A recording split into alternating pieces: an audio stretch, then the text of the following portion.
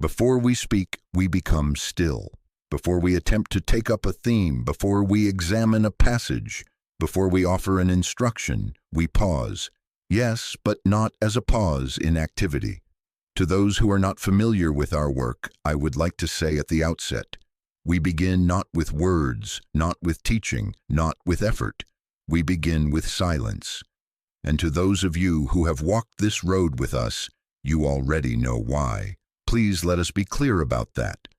When I say silence, I do not mean a blank interval in which the clock ticks and nothing happens. I do not mean an exercise to master or a method to accomplish. Holy silence is a turning, an inner turning, to that presence which is already here, closer than breathing, nearer than hands and feet. It is the simple recognition that before we can speak truthfully of God, God must be experienced. Before we can declare a word, the word must declare itself within us. Reading about God is far from experiencing God.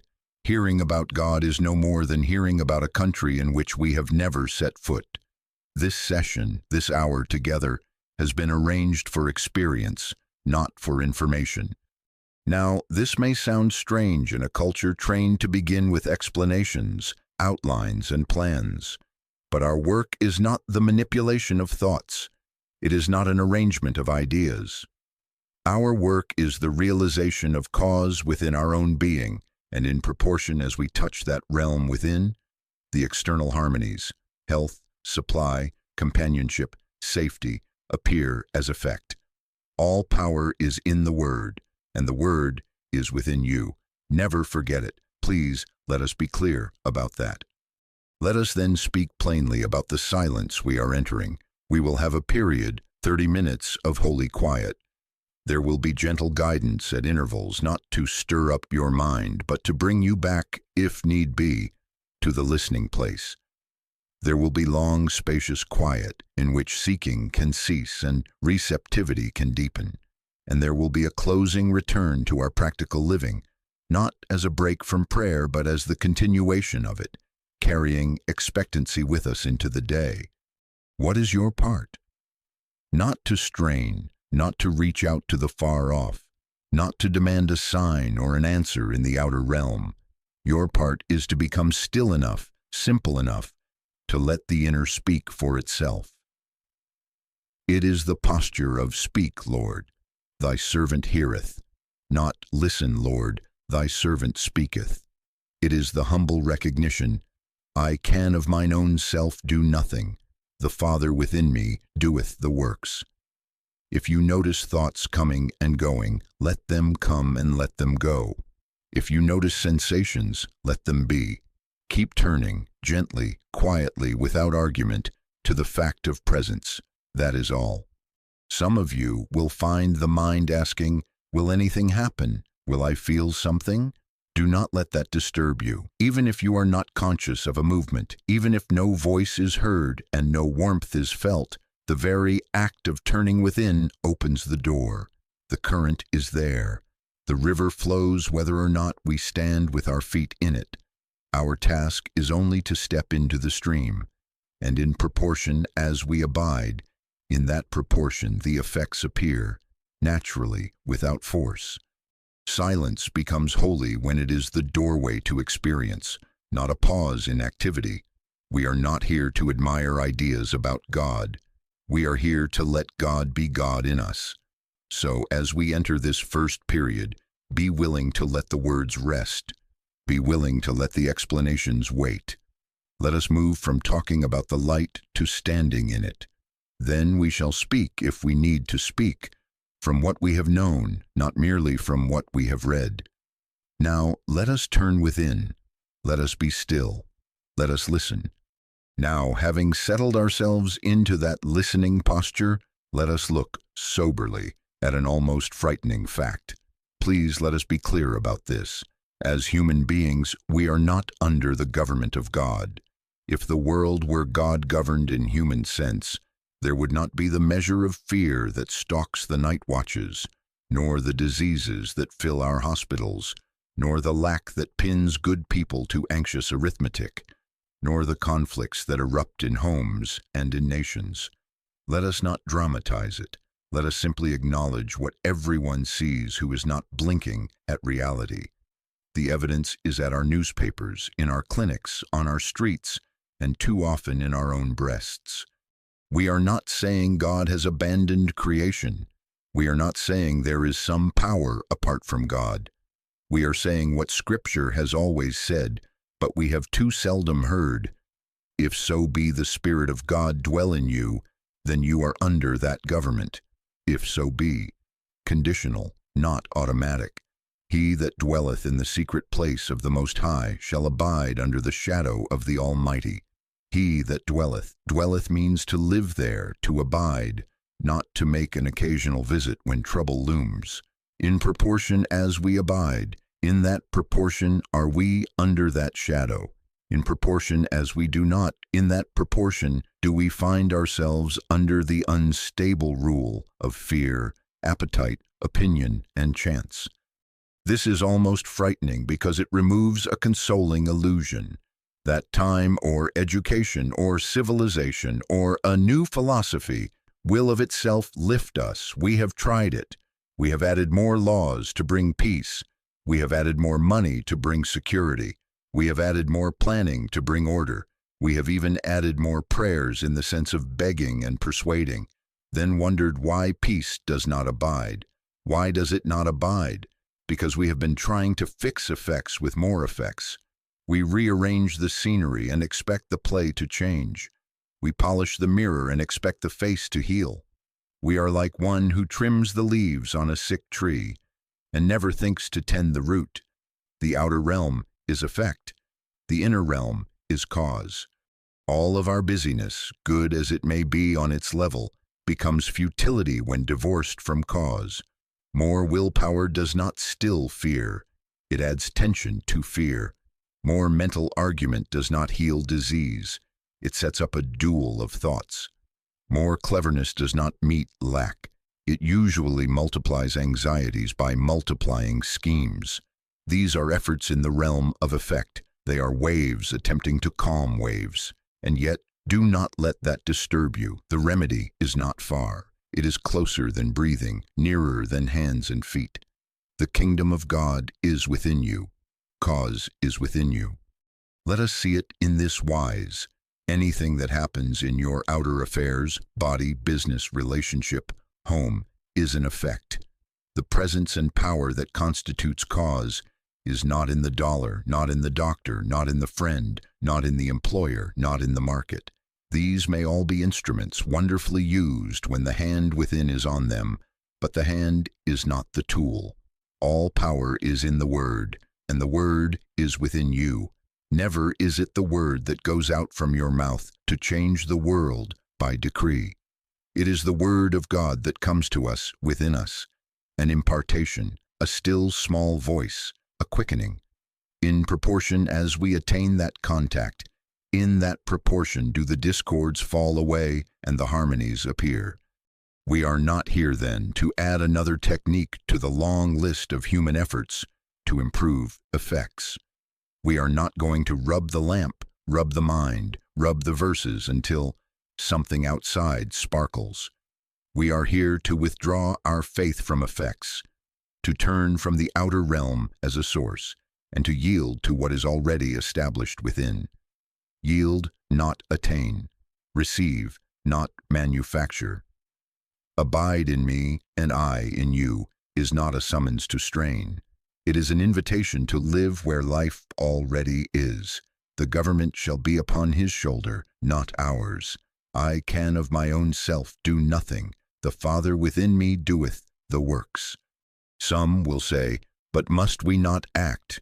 Of course, action will come. Action always comes. But let us have the order right, 'cause first, effect after. Inner contact first, outer movement after. In proportion as we listen, guidance appears, and then even the smallest human acts are clothed with a peace that abides. Without that inner governance, the grandest plans become wind-blown chaff. With it, a simple word, a quiet gesture, a small obedience becomes suffused with an effectiveness the world cannot account for. So our diagnosis is simple and searching. Our troubles persist because we have been laboring in the husks of effect, mistaking shadows for substance. The corrective is not a larger push against shadows, but a return to substance. Do not be frightened. Be relieved. You are not asked to add cubits to your stature by taking thought. You are invited to rest thought in the presence that is thought's source. Turn from arguing with conditions to acknowledging cause. Turn from pleading with a far-off deity to consenting to the indwelling Christ. The moment we begin, however feebly, however haltingly, to abide, that moment an unseen government begins to take us over. And in proportion as we abide, in that proportion does harmony appear, not as a prize won by effort, but as the natural effect of cause realized. Let us now move from diagnosis to foundation. The statement is simple, and if you take it into your very marrow, it will alter the course of your days. The kingdom of God is within you, not above you, not beyond you, not over the seas or buried in a mountain, not monopolized by priest or prophet, not even contained in the words of a book about God. The kingdom of God is within you. Please let us be clear about that. The entire secret of harmony lies in learning to turn from the outer scene of effects to that inner kingdom as cause, and then, in proportion as we abide there, to watch how the outer rearranges itself without our pushing. Let us see it in this wise. Anything visible is effect. Your body as it appears to sight is effect. Your bank account, your employment, your home, your neighbor's opinion, the evening news, effect. They are waves on the surface of an ocean. Cause is the invisible depth, the presence that sustains, forms, and governs. The mistake of the human scene has been to lean on waves to calm waves, to arrange branches in hopes of changing the life of the tree. But the life of the tree is in the root. The cause of harmony is within you, closer than breathing, nearer than hands and feet. In proportion as you touch that realm, in that proportion do fear, lack, and confusion lose their seeming strength, not because you wrestle them down, but because light displaces darkness. Darkness does not surrender to argument, it yields to light. Do not hear in this a rejection of the world. We are not asked to scorn doctors, dollars, houses, or friends. We are asked to withdraw our faith from them as source, and to restore our faith to the source that can use any and all instruments for its purpose. Health is not in the pill. Health appears through the pill when cause is recognized. Supply is not in the coin. Supply appears through coins and jobs and ideas, as instruments of a fullness already present. Safety is not in a lock or a law. Safety appears as we dwell in the secret place of the Most High. Guidance is not secured by a clever plan. Guidance appears as intuition, as timing, as right place and right unfoldment, when we begin with inner contact, cause first, effect after. In proportion as we live in that order, in that proportion, the outer becomes obedient, cooperative, harmonious. Scripture has given us this pattern from the beginning. In the 15th chapter of John, we are told, "Abide in me, and I in you, for without me ye can do nothing." The abiding is within. The fruit is on the outer branch. In the 91st Psalm, we are told, "He that dwelleth in the secret place of the Most High shall abide under the shadow of the Almighty." Dwelleth lives there, not visits occasionally. In proportion as dwelling becomes our way of being, in that proportion the shadow, that protective, governing presence, registers as health, as supply, as safety, as peace. Not by our mental struggle, not by our best human outlining, but by displacement, the appearing of what is already true when we cease to argue. What then is our posture? It is not bargaining, it is not demanding proofs, it is not outlining to God the steps by which harmony should come. It is childlike receptivity. Except ye become as little children, ye shall not enter the kingdom of heaven. The child does not advise the son how to rise. The child does not outline the mother's love. The child consents to receive. So must we. Our inner turning is a consenting, a quiet, "Here am I," a "Speak, Lord, thy servant heareth," a recognition that I can of mine own self do nothing, the Father within me doeth the works. In that humility, power is. Do not be disturbed if at first the mind objects, "But I need a check by Friday," or "I must have an answer by morning." The need is not denied. The timetable is not mocked. We are simply restoring order.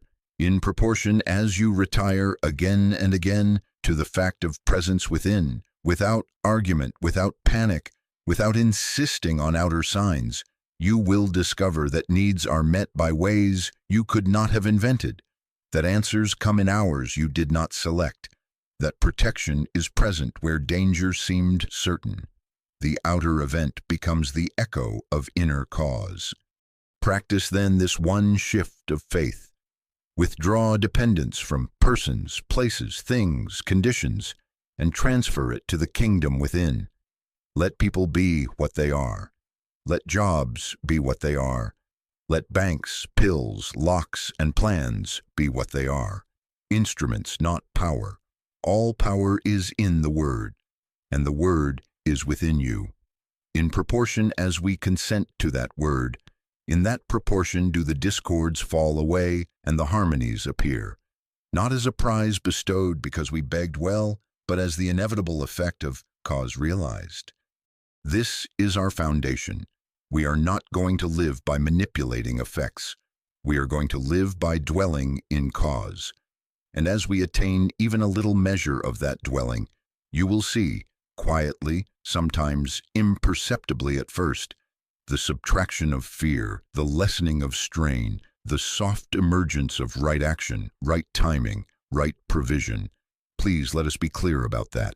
The kingdom is within you, and in proportion as you touch it, it will appear as your outer life, without struggle, by the holy law of displacement.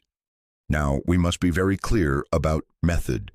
We have said that the kingdom is within, and that harmony appears as effect of inner contact. How then do we touch that realm? Not by more thinking about God, not by cleverer phrases about truth, not by a tightened will. Meditation, as we understand it in this work, is not mental work. Please let us be clear about that. It is not a technique of self-hypnosis. It is not concentration to compel results. It is not a program of affirmations followed by denials. It is not an attempt to make the mind blank, as if emptiness itself were the divine. Nor is it petitioning a distant deity, sending thoughts out into space and hoping they return signed. All of that leaves us tinkering in the realm of effect. It is waves addressing waves. Meditation in our practice is a turning within, quietly, gently, to that presence which already is. It is a listening, not speaking at God, not outlining to God, not advising God as to what conditions require. Listening. We take the posture of "Speak, Lord, thy servant heareth," and we adopt an attitude of expectancy like one who waits for the dawn. You cannot force the sun to rise by staring. You cannot hasten morning by repeating, "Sunrise, sunrise, sunrise." You turn toward the east, you grow very still, and in the hush you consent to what is imminent. So with us. We turn within to that which is closer than breathing, nearer than hands and feet, and we wait, not as beggars at a gate, but as children in the house of their Father. The central surrender of our meditation is this: I can of mine own self do nothing. The Father within me doeth the works. Please notice this is not an act of despair. It is an act of order. It is the recognition that the creative power is not in my thought about God, but in God realized within my thought. Not in the word that goes out from my mouth, but in the word that enters my consciousness. Be still and know that I am God is not counsel to passivity. It is instruction to relinquish our mental noise so that knowledge, not information, but knowing, may dawn as impartation. In proportion as we make that surrender, in that proportion do ideas, guidance, and harmony appear, not as products of our cogitation, but as gifts of the inner government. To assist you in this, let me give a very simple physical cue, because the body often reveals our hidden effort. Loosen the forehead, unclench the jaw, let the tongue drop from the roof of the mouth. Soften the belly, allow the shoulders to settle as if the garment were a little heavier than a moment ago. Let your hands come to rest, open in your lap or folded, not gripping, not pointing, not directing. Let the breath be natural. We are not breathing God in, nor blowing error out. The body is not the doer here. It is the servant finding its chair at the back of the room while the inner teacher speaks. If in your sitting you discover the brow tightening again, the jaw setting, the fingers curling into plans, simply notice and let them soften once more. This is our visible way of saying to ourselves, Father, it is your turn. Now, in the first seconds of quiet, the mind may rush to conditions. Do not battle them. If the stream carries leaves, it is still a stream. Let thoughts be what they are, brief visitors at the door, and return gently, without scolding, to the listening place. Some find it helpful to cradle a single truth, not as a tool to hammer with, but as a doorway through which to step. I and the Father are one. Or, speak, Lord. Or simply, here am I. Not repeated to force an outcome, but whispered inwardly to relax the will and reopen the ear. The measure of success in our meditation is not how blank the mind becomes, not how quickly conditions melt, and not how bright the inner fireworks. Meditation succeeds the moment it becomes listening rather than mental labor. Let us ground this in what Scripture has already offered. In the 10th chapter of John, we read, "My sheep hear my voice. Not my sheep inform me, nor my sheep persuade me, but hear." Hearing presupposes a voice already speaking, a presence already present. In Isaiah, we are told, "In quietness and in confidence shall be your strength." Quietness is not collapse. Confidence is not bravado. Quietness is the willingness to rest the tongue of the mind. Confidence is the expectancy that the word within will speak for itself. In the 15th chapter of John, "Abide in me and I in you." Abide, dwell, live, remain. Abiding is the constancy of listening, not a frantic sprint for an answer today, a forgetting tomorrow, and a panic the next day when clouds appear. You may say, "But should I not bring my needs?" Needs will present themselves uninvited. You will not forget them. The practice is to turn from the noise of needs as cause to the silence of God as cause.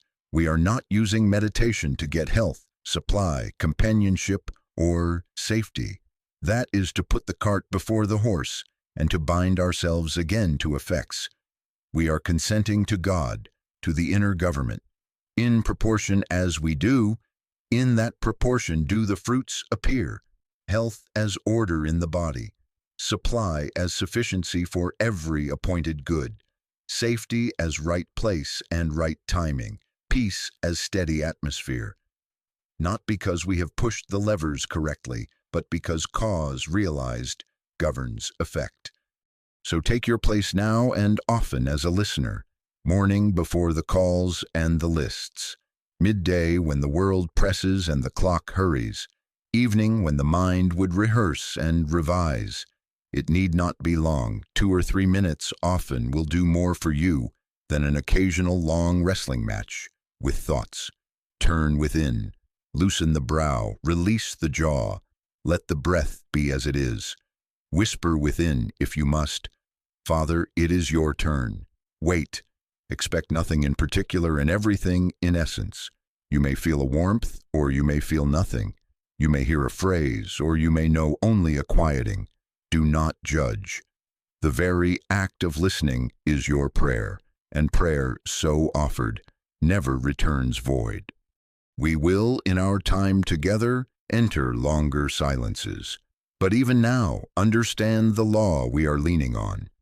In proportion as you exchange mental striving for holy listening, in that proportion does the word begin to register in consciousness. And as it registers, it becomes your safety, your guidance, your sufficiency, not your thought about it, but the word itself. All power is in the word, and the word is within you. Let us then become listeners, and having listened, let us consent to be governed. Let us be very clear now about the attitude with which we sit in that inner quiet. Expectancy, as we use it in this work, is not the tense watching of a clock, not the scanning of the room for a sign, not the measuring of our temperature to see if we are getting somewhere. It is not a waiting for warmth, for tingling, for a phrase to sound like a trumpet. It is not the bargaining posture that says, "I will believe if by noon something turns." Please let us be clear about that. Expectancy is an inward openness to impartation.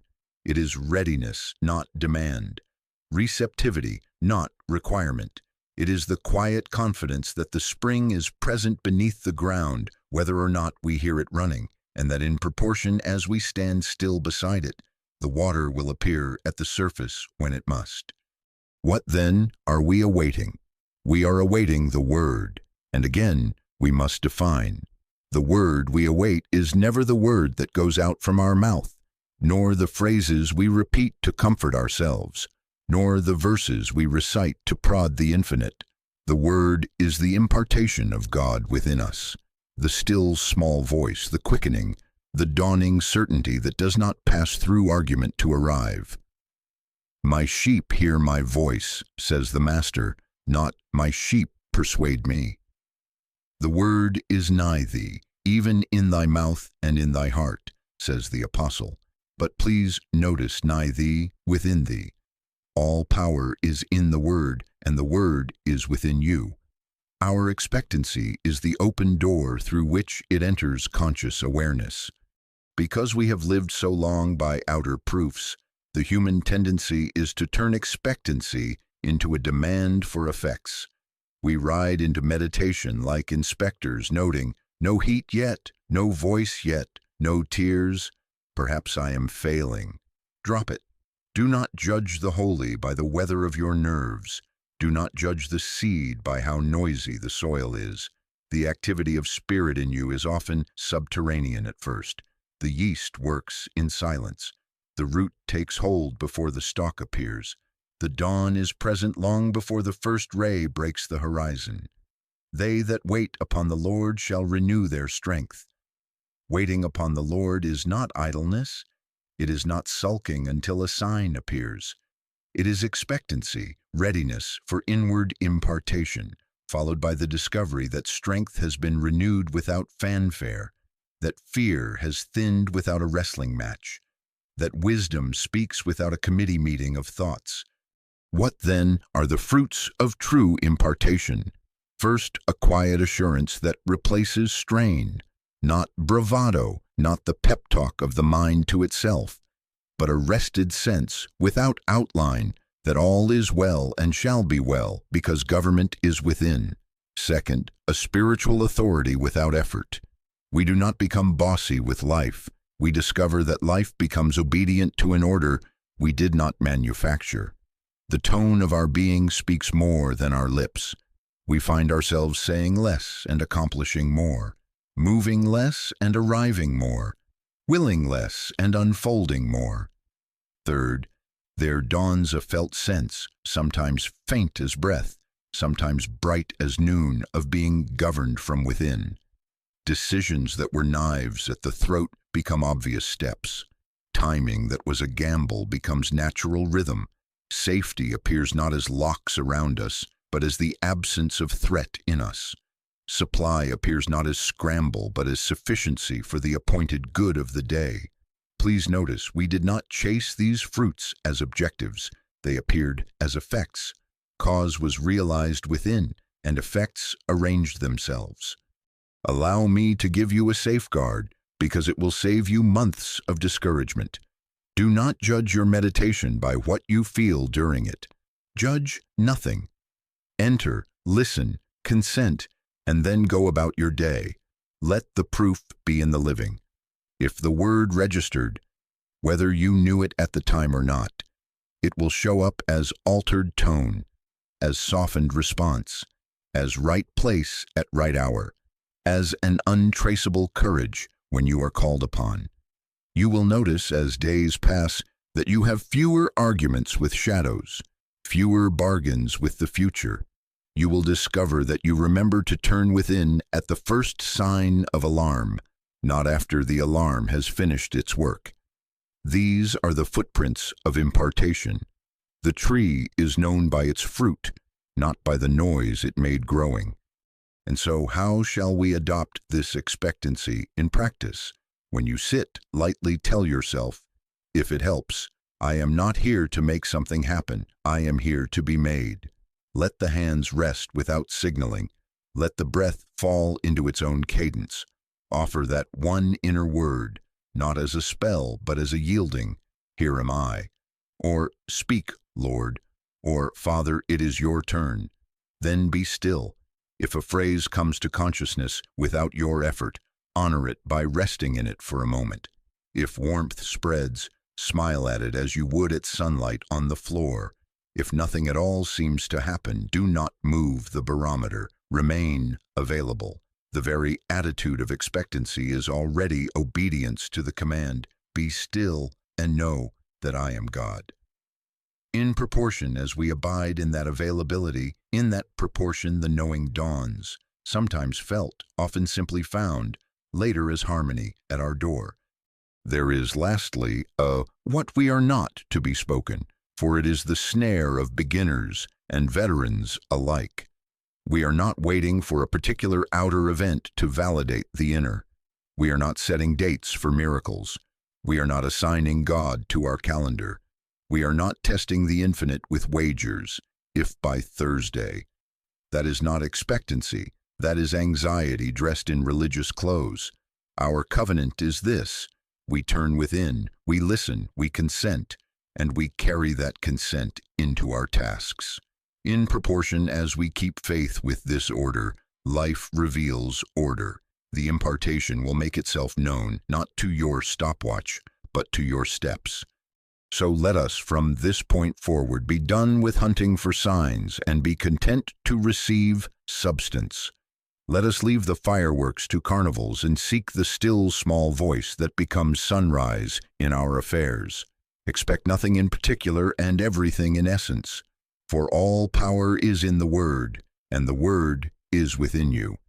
As we abide in that expectancy, ready, quiet, unhurried, the Word will declare itself, and its declaration will be your assurance, your sufficiency, your government.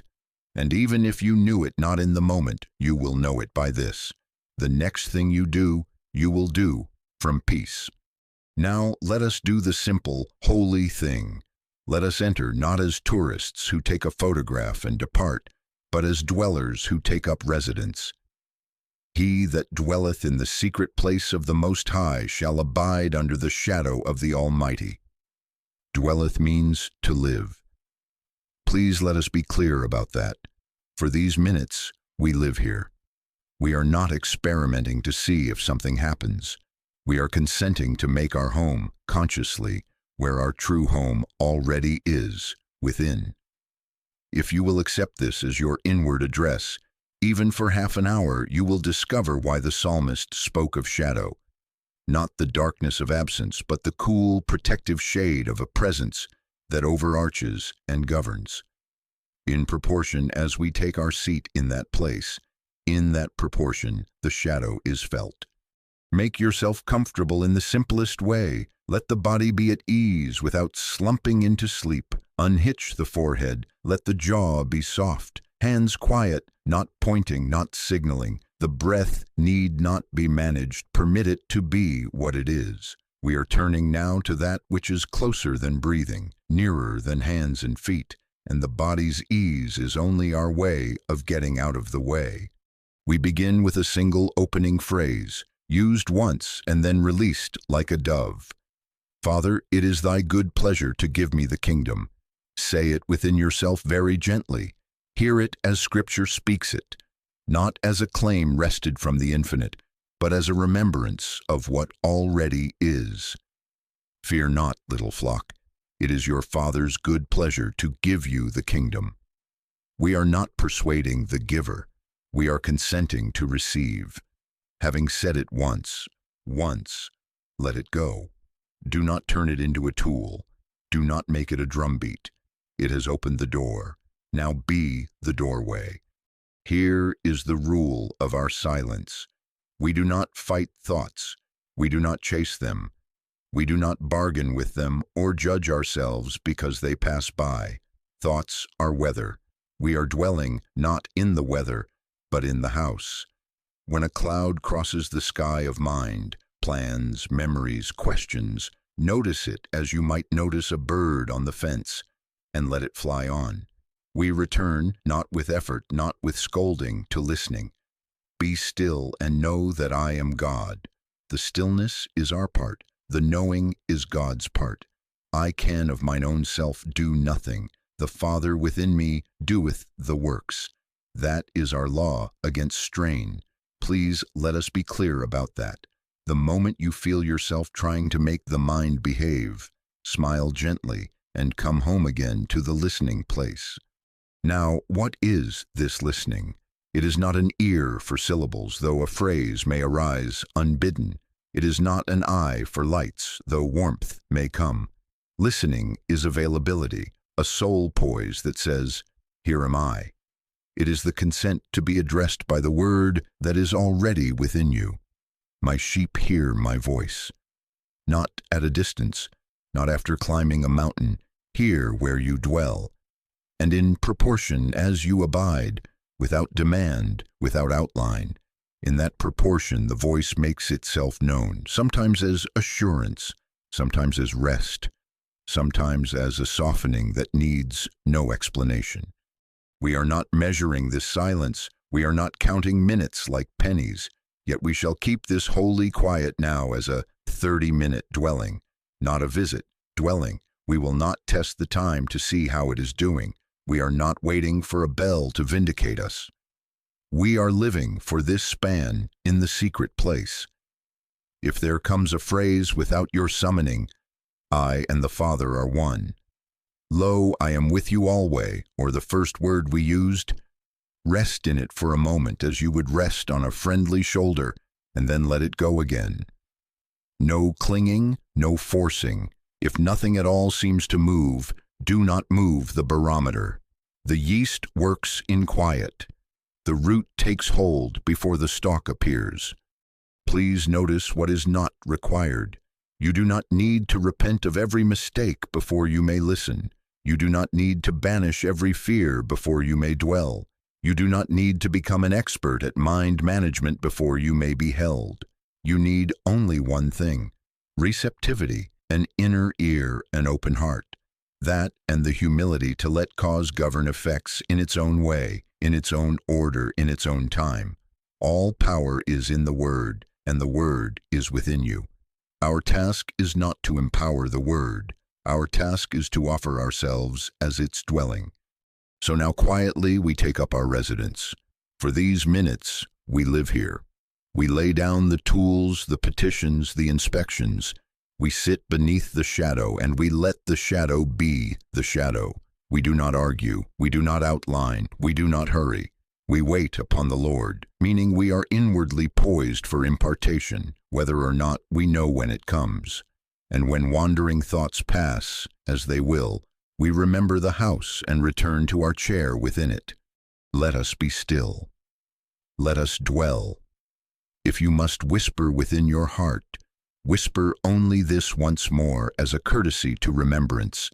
Father, it is thy good pleasure to give me the kingdom. Then let even that go. Dwell now in the secret place of the Most High. Abide under the shadow of the Almighty. Nothing more is asked. Nothing more is needed. Receptivity, only receptivity, and in proportion as we abide, outward harmony in its own quiet way will appear as effect.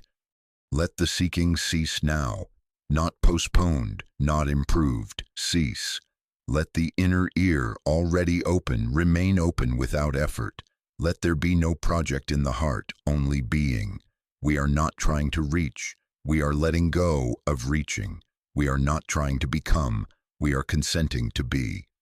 Rest the hands as you would place them on a quiet table.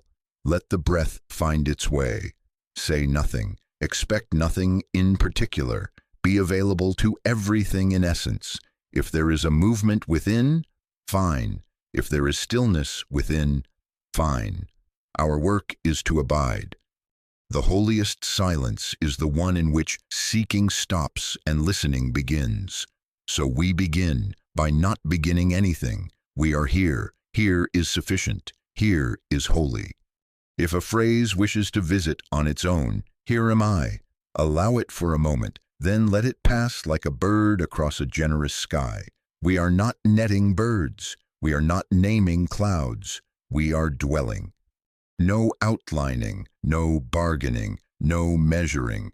If the mind wonders whether it is doing well, let the wondering pass. We are not students taking an examination. We are children in a house where love is the atmosphere. Please notice, we are not contacting a distant deity. We are not calling to a far country. We are consenting to what already is, closer than breathing, nearer than hands and feet. If there is any movement to make, it is inward, into what is already present. Nothing to fetch, nothing to arrange. Presence is. Be still and know. Leave the stillness to you. Leave the knowing to God. That is order. If thoughts parade about duties, about bodies, about letters that must be written, let the parade go by without saluting. We do not fight the band. We simply remain on the porch, watching without joining. A quiet minute and another, the yeast works, the root takes hold. There may be a softening now, perhaps in the jaw, perhaps behind the eyes, perhaps in a region without a name, or there may be nothing to notice. No matter. Do not ring the bell of judgment. Dwell.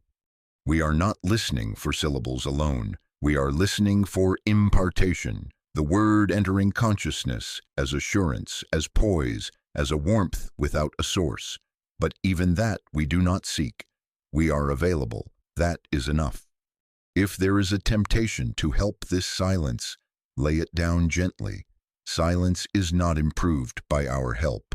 It is honored by our trust. Just being here, just this, we are in the shadow of the Almighty.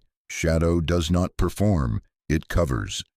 Should the body signal move, consider whether it is the old habit of escape or a simple adjustment. Make it, if needed, without story. Return. Always return. If a memory floats, a mistake, a pride, a sorrow, do not sit in trial. This is not court, it is home. The presence knows how to quiet the house without our commentary. Let it. A little more stillness, unhurried, unmanaged, unjudged. Now, if you find the mind getting up from its chair, planning, analyzing, fixing, drafting tomorrow, revising yesterday, let a single surrender be your return. I can of mine own self do nothing. Not said to shame the mind, said to rest it. The Father within me doeth the works. Let the shoulders hear it, let the breath hear it, let the heart hear it, and then silence again. You have returned to the order of cause. There is no hurry. Government is inside. Our part is to abide under it. To the degree we abide, to that degree the hush deepens. To the degree the hush deepens, to that degree the word may register. But we are not timing, we are trusting. If a familiar verse wishes to come, only if it comes, let it be a raft you lie upon, not an oar you pull.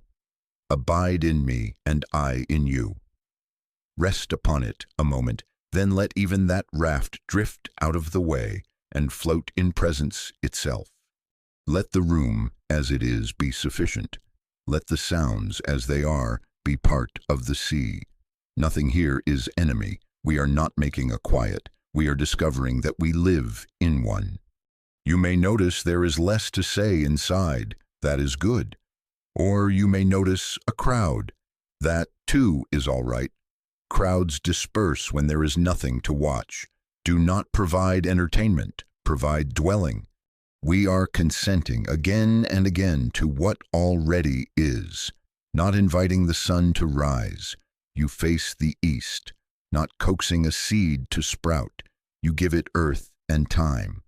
Our inward earth is receptivity. Our time is this moment and the next, until time yields to presence. I can of mine own self do nothing. Let it be a pillow, not a whip. Lay your head there. If the mind rises to do again, lay it down again. No scolding, no triumph, just laying down. Now do nothing. Say nothing. Be nothing but listening. Let the present speak in its own language, which may be repose. We mistake noise for communication. Do not make that mistake here. The sea speaks as calm as often as it speaks as wave. Another quiet minute, no clock inside, just the stretch of a meadow. If at any instant there seems to be a gentle inward yes, without words, recognize it, not as your manufacture, but as the word touching consciousness. Bow inwardly and remain. Do not reach to frame it. Do not grab for more. Remain. Do not ask the silence to prove itself. It does not perform. It governs. Proof will follow in its order. For now let government be government. Should a sensation arise, lightness, heaviness, warmth, regard it kindly and let it move where it will, without assigning it a grade. Sensation is not the presence. At most, it is a shadow of the presence. The sun is the sun, whether or not the air warms your arm. If there is restlessness, thank it for coming to be quieted. Do not argue with it. It grows louder with argument. Quiet receives it and renders it unnecessary. We are not commanding, we are consenting. Please let us be clear about that. The personal will has laid down its pen. The inner government writes. We do not read over its shoulder. We wait until the letter is delivered. A little deeper now. The roots, doing what roots do, without advice. Let the brow be smooth again, the tongue released, the hands uncurled. Attend to nothing. Attend to the one that needs no attending by resting in it.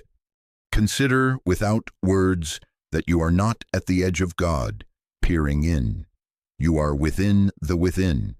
The kingdom is within you. We do not knock at a door that is open. We walk silently into the room we forgot we were in. This is prayer without speech. This is treatment without method. This is the state in which the word becomes the actor and the doer, and we are the witness. Quiet now. Let it be so. If habit speaks, what of that body? What of that bill? What of that child? Let the presence in you answer for you by your silence. Presence is the answer to every question it has not been asked. Let it answer in its way. We remain the listening. Time is not our concern. Duration is not our task. Dwelling is our joy. Dwell. If you find yourself wishing to thank, let the thanks be as breath is, as natural and unconstructed. Gratitude without a speech is the fragrance of a flower. It tells itself. More quiet, lighter perhaps, heavier perhaps. True either way. Depth does not always feel like depth. Depth is depth. I can of mine own self do nothing. Whisper it inwardly if you must, once, and only to restore order.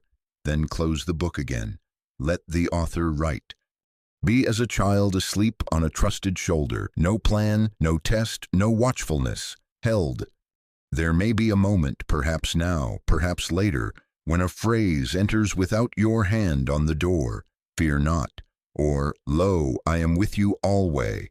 Receive it as you would receive a visitor who knows the house, without fuss, without interrogation, Presence speaks presence. That is all we needed. And if nothing seems to speak, know that rest itself speaks. Do not reach forward to the next thing. There is no next thing in God. Only isness. Let the isness be your country for another minute and another. All that is necessary is already present. We are not adding God to ourselves. We are discovering that we cannot step outside of God. That discovery is not an idea. It is a dawning. Consent to dawn. The silence now may be simpler, or it may be exactly as it was when we began. Exactly as it was is good. We do not grade God by how we feel. We rest in God by how we yield.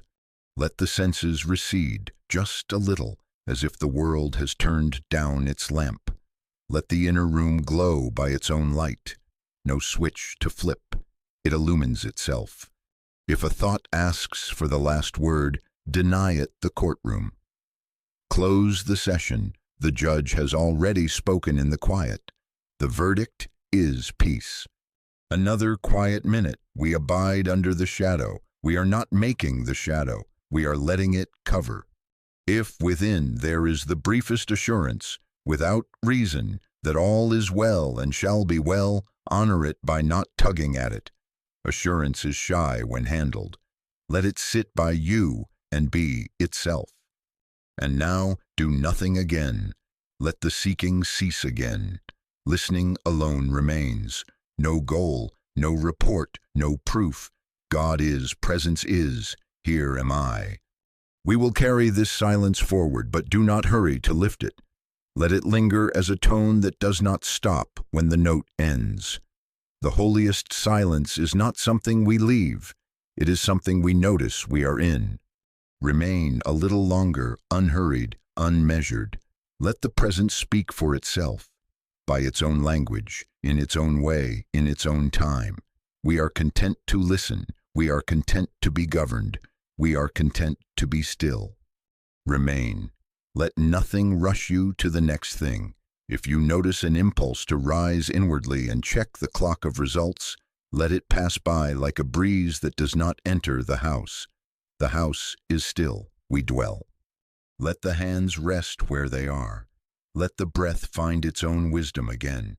Say nothing for a time. Just abide. Very quietly now, a single release. We lay down all outlining. We are not here to make a body well, or to arrange supply, or to secure companionship. We are not here to push effects into place. We turn from effects to cause. That is all. Turn and be still. If a thought offers you a plan, how to fix, how to persuade, how to prevent, place the plan without argument outside the door. Inside, there is only listening. Inside, there is only the willingness to be governed. The government is not ours. That is our peace. We will let a single remembrance float up and rest a moment in the room of consciousness, as a lamp that needs no tending. Abide in me, and I in you. Let it say itself within you one time, and then let it become the room in which you sit. Do not repeat it. Dwell in it. Now again, no words, only abiding. If the mind reaches for the past to account, or for the future to ensure, allow it to do its little dance in the yard. We are not dancing. We are seated. We are being governed, whether or not we know the manner of it. Even without conscious awareness, good begins the moment we consent to the inner government. Lay down any effort to feel holy. You are not the maker of holiness. Holiness is the nature of the presence in which you rest. Rest and let it be what it is. Notice, if you like, the places where personal will is accustomed to take charge. I must figure, I must correct, I must secure. Without reproach, let those sentences trail off into silence. The sentence that remains is not a sentence at all. It is a hush that says, "Here am I." Be as a lake that has ceased to try to be glass. The wind has gentled of itself. Surface unforced, depth untroubled. Nothing to accomplish. Government is beneath the surface, constant and true. If there is the faintest sensation of soft authority arising from within, not a push, not a command, more like the way light fills a room, acknowledge it by being even quieter. Meeting authority with listening is our obedience. Listening is our yes. We are not submitting to a stranger. We are not surrendering to a power outside ourselves. We are recognizing that the very life which is our life lives us best when we cease to steer by fear. Yield does not mean loss. Yield means alignment. Let there be a long, natural quiet now. No commentary, no scheduling, no measuring, just dwelling. Should a thought come, but what of that pain? What of that account? What of that child? Do not answer from the old desk of personal government. Let the new government answer by your silence. Silence is not neglect. It is trust in cause. The answer, when it comes, will come as right action or as right rest, and it will come without the poison of fear. Allow the shoulders to lower another shade. Allow the jaw to unhold. Let the eyes be soft behind the lids. These are only tokens that the body hears what the soul knows. It is safe to be governed. If you find yourself constructing an image of how this governance ought to feel, let the image dissolve. The sea governs the ship beneath the waterline. The passenger does not need to understand the currents to reach the shore. We are passengers consenting to the captain within. More quiet now. Let the room be exactly as it is. Let every sound be included, renouncing the war against interruption. Nothing in this moment stands against the government of God. In the old way, the will was quick to fix, to fight, to bargain, to rehearse. Let the old way watch from a distance as you try something simpler. No fix, no fight, no bargain, no rehearsal. Just a willing heart, a listening ear, and inward turning. If you notice a habitual clutch, perhaps at the throat, perhaps in the belly, treat it as you would a child who has carried too much. Set it down here, your part is done. And then set it down. Personal will can rest. It has brought us to the threshold. It need not enter this room. Let the word cause hover, not as a concept, but as a sense that there is a living root beneath all branches. We do not paint the leaves greener. We allow the sap to rise. Silence again. Nothing to add, nothing to correct. Presence is doing what presence does. It is not necessary to believe more. It is not necessary to understand more. It is only necessary to abide more. In proportion as we abide, in that proportion the tone of being changes, and with it, everything that answers to that tone. If a warmth spreads, let it spread. If no warmth comes, let the no warmth be untroubled. The tides do not need your report to move the sea. There may be now a gentle detachment, a sense that the story of you has taken a seat a few paces away, and you are not the story. You are the listening in which the story appears and quiets. Do not analyze this. Do not celebrate it. Simply remain as listening. Let the breath, if it is felt, be felt as a gift you are not managing. In, out, given, given. Now even the noticing may rest. No need to follow it. No need to leave it. Abide.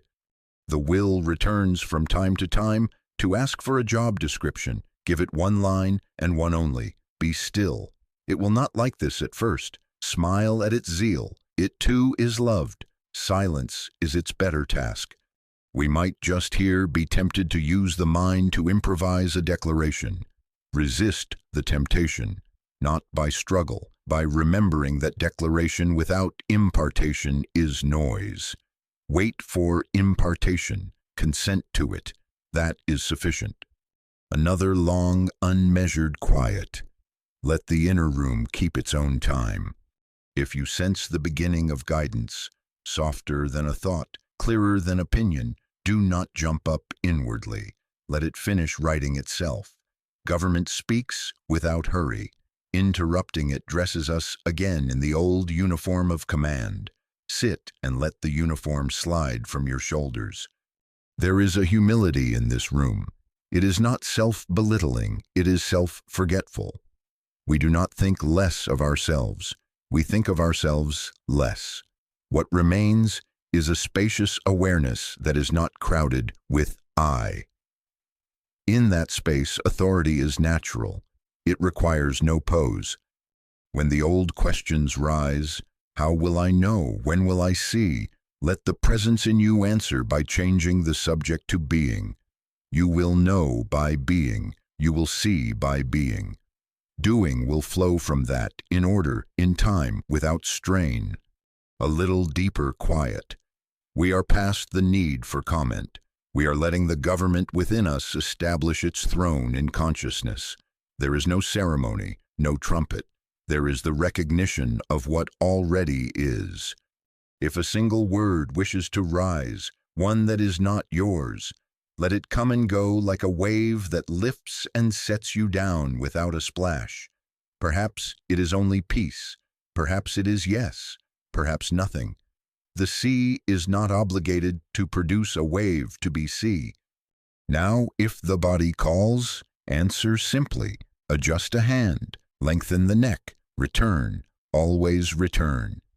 The posture of the heart is the important thing, and that posture is yielded. Yielded does not mean collapsed. It means aligned, upright, available, uninsistent, like a sail that has ceased to luff because it has found the wind. Notice how often the mind, from habit, tries to help with an inner pep talk. Thank it and let it be quieted. The help we need arises from the same life that grows the grass and turns the earth. It is not manufactured, it is bestowed. Silence again, a little longer. Let the sense of I am doing dissolve into I am done unto. Not passivity, receptivity, not vacancy, habitation, abide. There may come in this stillness a slight shift, subtle yet unmistakable, a feeling that your center of reference has moved from the head to the heart, or from the front of the mind to some quieter depth. Do not inspect it, trust it. That is the dawning of inward government. Let it deepen without your counsel. If nothing seems to shift, do not seek. The very refusal to seek is itself a yielding of will, and yielding of will is our prayer in this hour. We do not petition for a sign. We do not audition for a blessing. We are home. Home does not demand to be proven. It simply receives the returning one. Let yourself be received. If a picture of some desired outcome presses, bless it and let it pass. Then, inwardly, turn again to cause. Cause knows outcomes we cannot imagine and orders them without our strain. The room is quiet. The heart is quieter. The will, losing interest in its old work, finds rest. This is not trance. This is trust. Stay. Let this minute and the next be wholly given to wordless being. No reminders, no quotations, just the fact of presence and your consent to it. If gratitude comes, let it be the softest yes, without a speech. If tears come, let them be water on roots, not a performance. If nothing comes, let nothing be your teacher. It teaches that you are not the supplier of God. Give yourself another full quiet span, as if time itself had widened. Let it.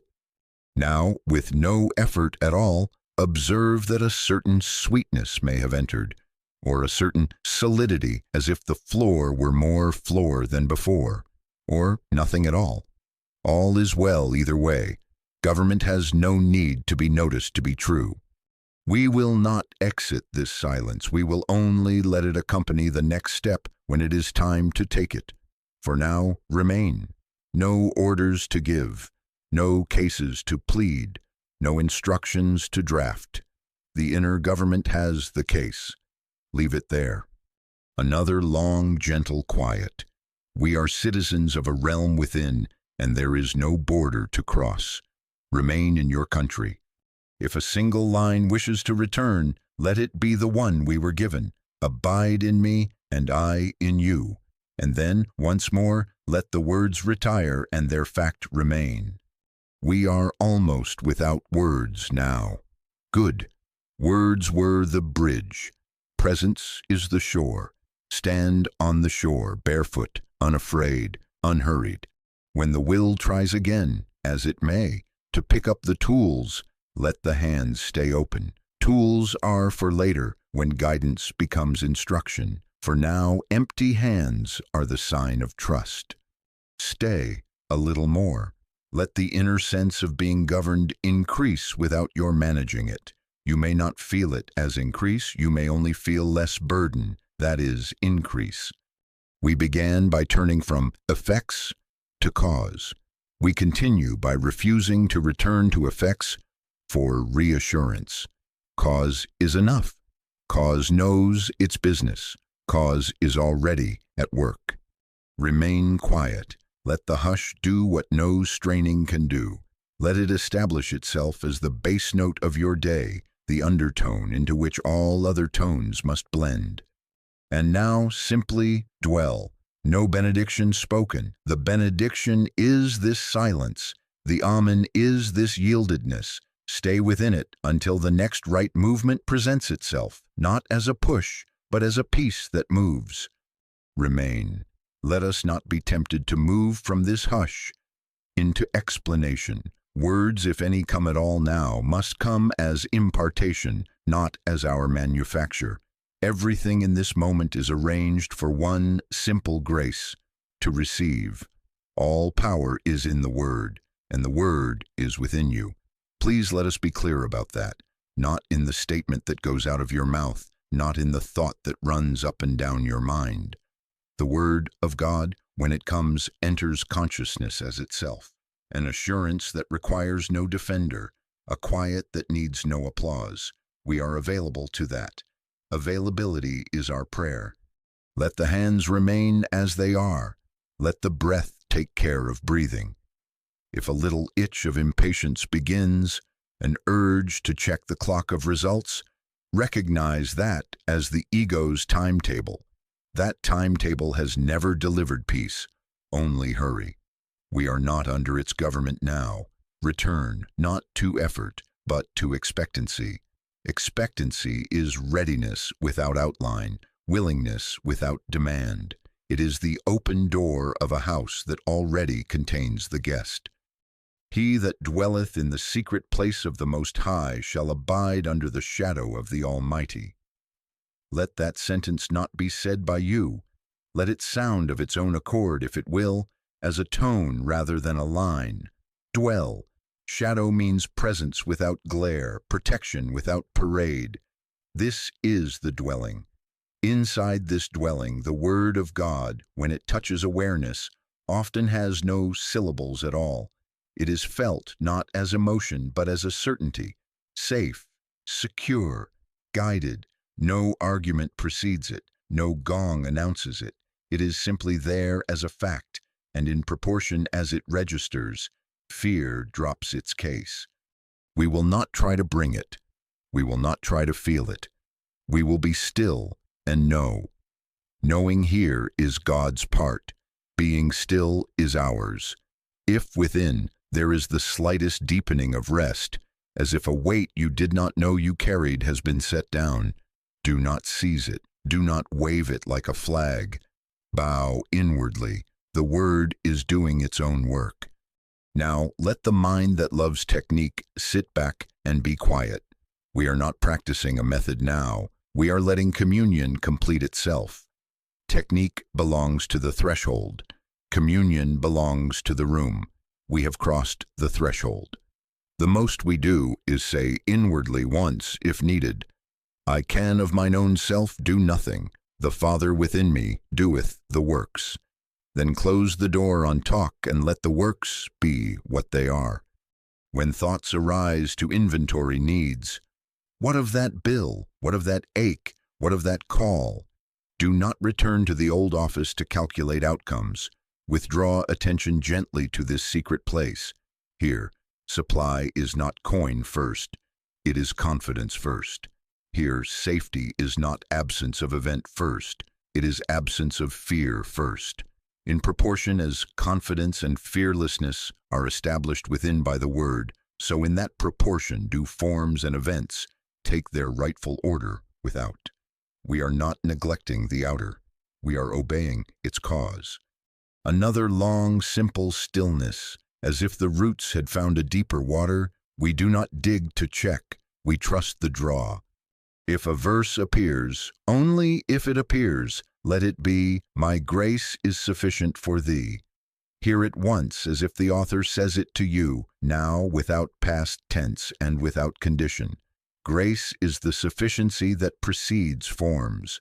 To rest in that sufficiency is to discover that supply is already present in consciousness as assurance, and then, without strain, it takes form as the needed idea, the right conversation, the open door you could not have outlined. Not because we willed it so, but because the sap rises when root and branch are one. We are tempted sometimes to interpret assurance as a sensation we can rate. Resist that temptation. Assurance is more like the way a room feels when a steady friend enters. The furniture has not changed. The air has. That is enough. The presence of that presence is the change. Keep to the hush, that the friend may remain unobserved and free to be himself. If impatience returns, greet it like a child who missed the memo. No need to hurry, we are already here. Then, again, no words, only the felt fact of here. The kingdom of God is within you, closer than breathing, nearer than hands and feet. We are not calling it from afar. We are consenting to it where it already is. There may come in this quiet a single inward yes, weightless and irrevocable. Not our yes to God so much as God's yes registering as us. Do not analyze it. Do not embroider it. Let it be the law of your atmosphere. That is the Word. That is safety. That is supply. Remember, please, that reading about God, talking about God, even thinking high thoughts about God is not yet the experience. We honor those steps, but we do not camp on them. God must become to us an experience, and that experience takes place in the very place we are now honoring, the silent interior where the government of life is not argued but realized. One impartation there is worth more than a library of our own conclusions. One grain of realization is seed for an orchard of forms. Another stretch of silence now.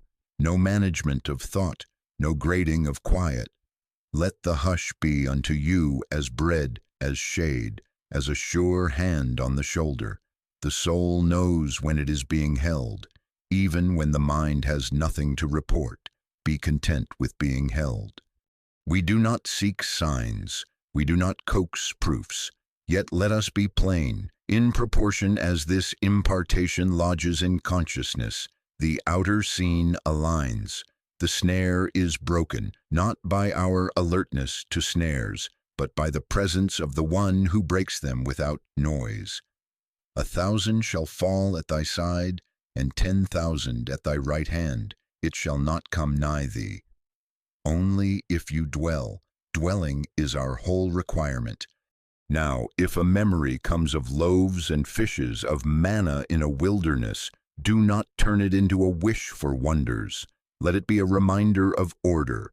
Outward multiplication follows inward gratitude and recognition.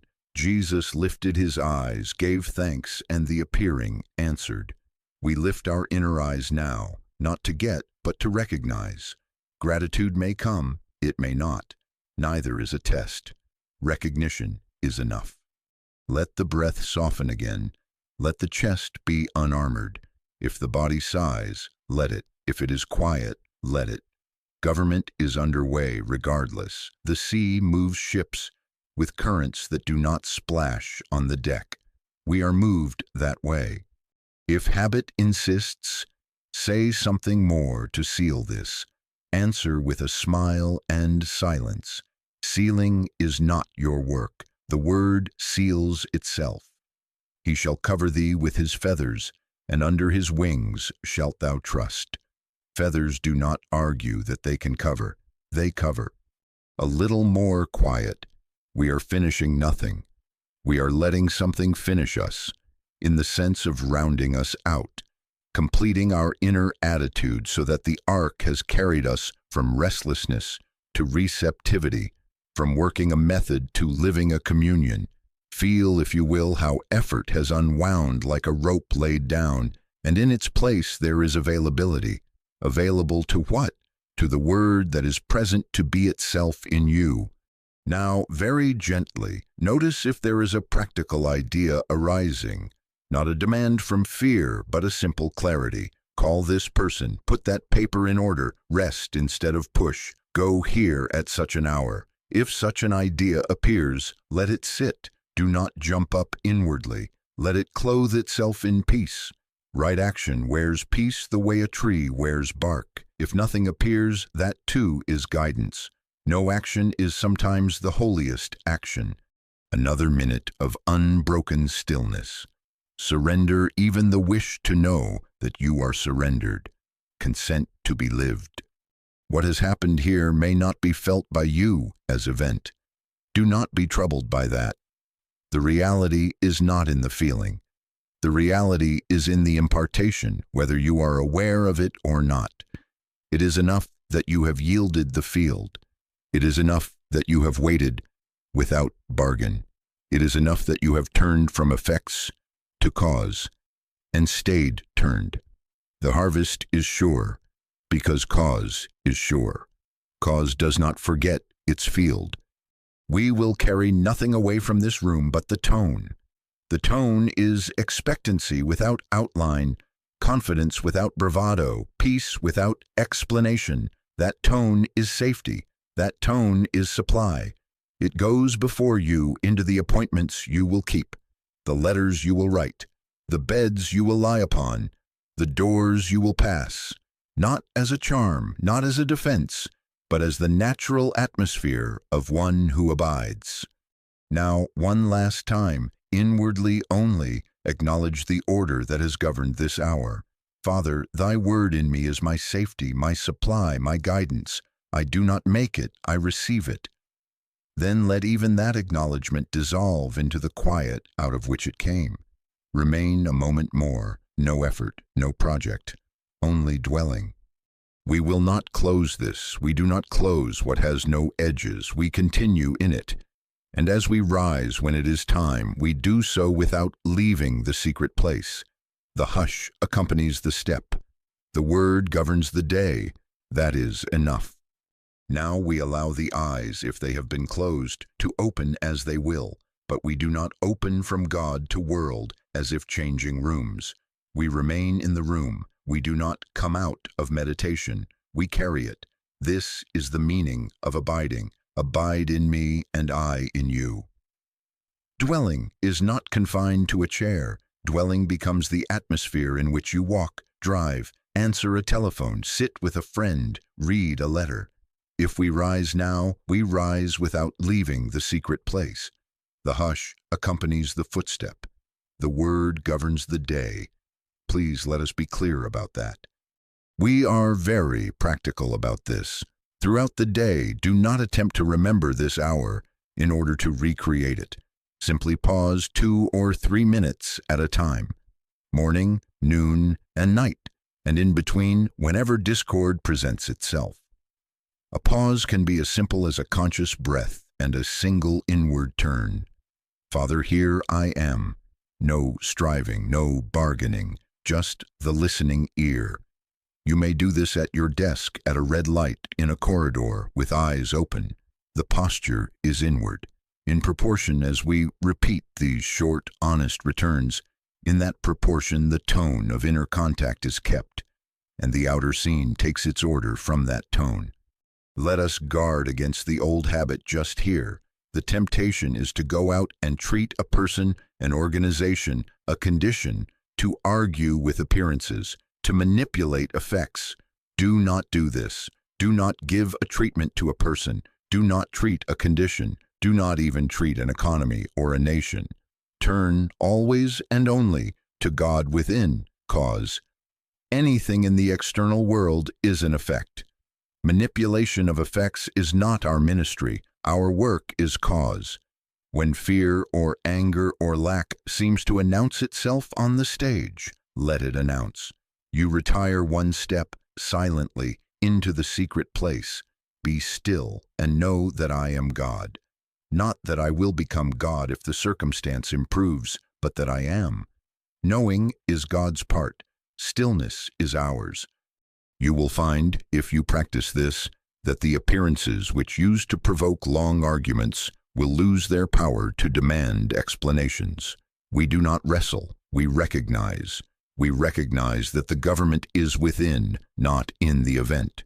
There will be moments when a call must be made, a letter must be written, a correction must be offered. Very well.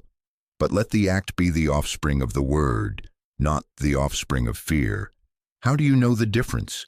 Peace clothes right action, the way bark clothes a tree. If you are hurried, wait. If you are pressed to prove, wait. If you are clear and quiet, act simply. And then return again to the hush that sent you. Set, if you wish, a humble rule for yourself. Upon waking, 2 or 3 minutes of receptivity before you touch the world. At midday, 2 or 3 minutes to give back the burdens you have picked up without knowing. In the evening, 2 or 3 minutes to place the day on the altar and rest. And as often as any discord, large or small, presents itself, do not take it to the mind for debate. Take it to the heart for silence. Repeated 3, 4, 5 times a day, this little obedience accumulates as a tone of expectancy that is safety and supply. In proportion as we abide, in that proportion fear finds no purchase and forms arrange themselves according to the order of cause. Now, a word of caution in love. Do not make demonstrations your hobby. Do not go hunting for proofs, as if God must audition in your life. Expectancy is readiness for inward impartation, not a demand for outward display. We are not indifferent to the outer, we are obedient to its cause. When the word is realized, forms will bear witness at their right time and in their right way, good measure, pressed down and shaken together and running over. But the witness is not the life. The life is the word within you. Some of you will say, but what of my family? What of my business? Remember, you have no family to fix, no business to make spiritual. You have an inner contact to keep. In the measure you keep it, family and business are fed from a root that never fails. The 91st Psalm is conditional. He that dwelleth in the secret place. Dwelleth means to live, not to visit for emergencies, not to rent a room, but to live. As you live there, you carry the shadow of the Almighty into the grocery, into the meeting, into the sick room. You do not speak about it, you radiate it. It is safety for those around you before they ask. Supply for the need before it is named. When you engage with people, let this be your quiet practice. Do not label anyone sinner or sufferer or patient. See through the label to the presence of God as their life, and then be silent. If a word is required, it will come. If an act is required, it will present itself. We do not create opportunities, we recognize appointments prepared for us by the inner government we honored in silence. Refuse the office of fixer, accept the office of listener, and let love do its own convincing without your arguments. If in an hour you discover that you have entirely forgotten to return, do not scold yourself. Return then. 1 honest minute redeems a careless morning. If in your return you feel nothing, do not measure. Your good began the moment you turned, whether or not any sensation arrived to justify it. The harvest belongs to the root. Cause is sure.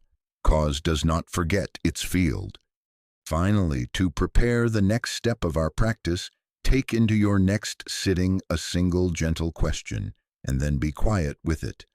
Father, what is prayer? Do not answer yourself. Do not run to a dictionary. Do not reach for yesterday's definition. Ask and let the answer be revealed on the inner plane where words are born living. It may come as a sentence. It may come as a shift in being. It may come as a silence that needs no words. Whatever comes, rest in it. Let it work you. And after it has spoken, in whatever way, leave it there and dwell.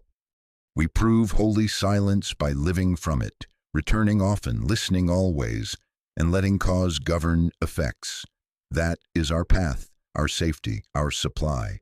We go now about our day, not out of the secret place, but within it. The hush accompanies the step. The word goes before us. That is enough.